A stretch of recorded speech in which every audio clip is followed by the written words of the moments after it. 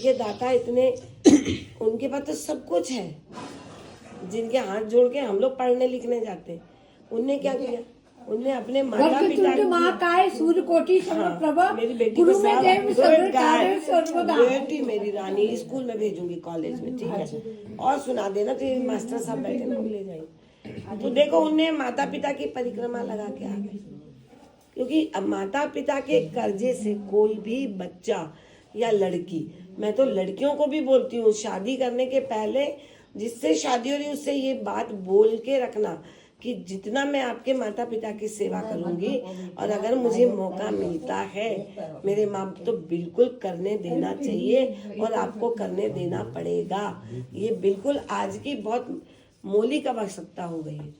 शादी करने के पहले भाई मैं तेरे से तेरे माँ बाप की टट्टी भी धो दूंगी, लेकिन अगर मेरे माता पिता को जरूरत पड़ी तो मैं सब कुछ छोड़ के वहां भी जाऊंगी। ये होना चाहिए। और लड़कों को भी माँ बाप से बड़ा अपनी पत्नियों को समझाना चाहिए कि शादी होके अकेले मेरे लिए नहीं आई हो, मेरे इन माँ बाप को कष्ट नहीं हो। ऐसे सब खराब नहीं होते बेटा। और बूढ़े हैं हम लोग तो पगलाए हैं, जरा देर में गुस्सा करने लगते हैं। अब मैं ही 60 साल की हो गई, सटियाने लगी हूँ, तो बूढ़े माँ बाप तो करते हैं, वो बिल्कुल करेंगे। अभी आप टाइम से भी घर पहुंच जाओ तो 2 बातें जरूर सुनाती होंगी, मम्मी इतनी देर कहाँ लगाई, फलाने की लड़की तो आ गई, तुम तो आई नहीं, है ना। और कभी विश्वास मत तोड़िए माता पिता का। जो भी करना है, मेरी 2 बेटियां, बड़ी बेटी मेरी दांतों की डॉक्टर है और छोटी मैं उसको बोलती खूब लड़कों के साथ खेलो।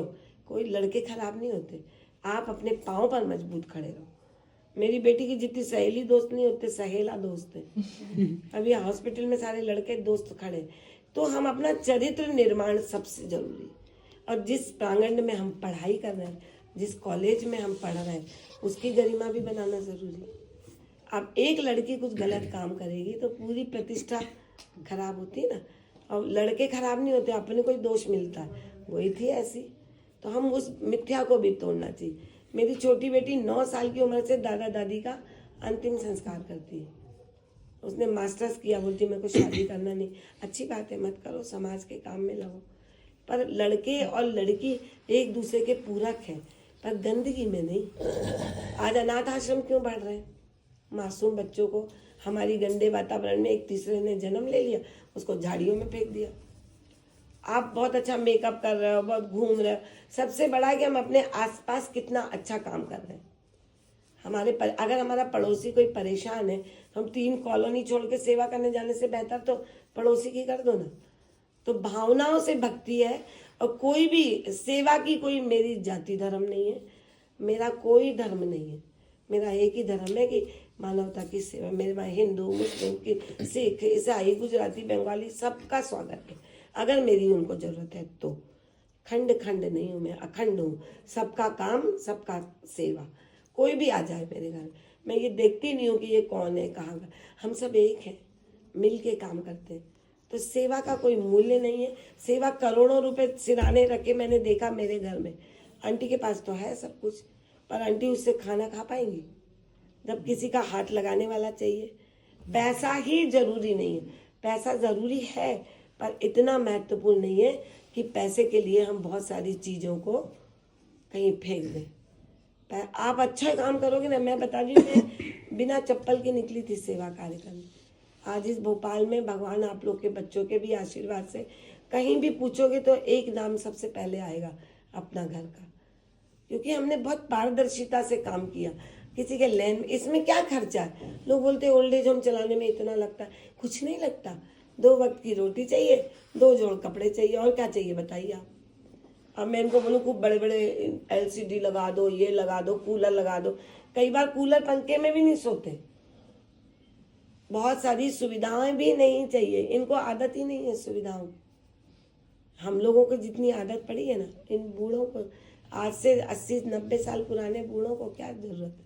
बस प्रेम की कमी है। आप लोग को जो कॉलेज वालों ने भेजा है, जो भी हो, उसके पीछे ये भी एक कारण है कि आप लोग समाज की इस तरह की व्यवस्थाओं को भी जाने। और ये किसी हद तक बेटा कम होना चाहिए। मैं ज़रूर वृद्धाश्रम में काम करती हूँ, पर मुझे लगता है ये चीज़ अच्छी नहीं है। अगर हमारा यूथ संकल्प कर ले, अगर हम अपने अपने माता पिता को संभाल के रखें तो हमें ज़रूरत ही ना पड़ेगी। ओल्ड एज होम अच्छी चीज़ थोड़ी ना है। बिल्कुल अच्छी नहीं है। अब इनका एक्सीडेंट हुआ भैया का, ये यहाँ से यहाँ तक गर्दन टूट गई थी, सर्जरी हुई है काफ़ी बड़ी। इनकी माँ भी मेरे साथ रहती, इनके पिताजी भी। सब बोले कि आंटी आपने उनको अपनी लेडीज़ विंग में क्यों रख दिया। मैंने कहा तुमको नहीं पता मैंने क्यों रखा। अगर वो माँ पलंग से भी ऐसे हाथ फेरेगी तो इसको ज़िंदगी जीने का मकसद बढ़ जाएगा उसका। माँ माँ ही होती है। लोग बोले आपने जेंट्स को लेडीज़ के रूम में, तो यहाँ कौन लेडीज़ है, सब तो उसकी माँ के बराबर। ये हमारे सबसे कम उम्र के बुजुर्ग हैं, 55-60 साल, है ना। तो अगर माँ के साथ कोई बच्चा रहता है सुरक्षित रहता है ना। तो ये अपनी माँ के साथ रह के देखो कितनी बड़ी गर्दन की सर्जरी हुई। हाँ दीदी आइए, मौसी तो कितने बड़े काम आपके मतलब। ठीक है बेटा, जो अच्छा लगा वो सुनना, शायद कुछ बुरा भी लगा। आ रही मैं दीदी, हाल खाली कर दिया हमने सब।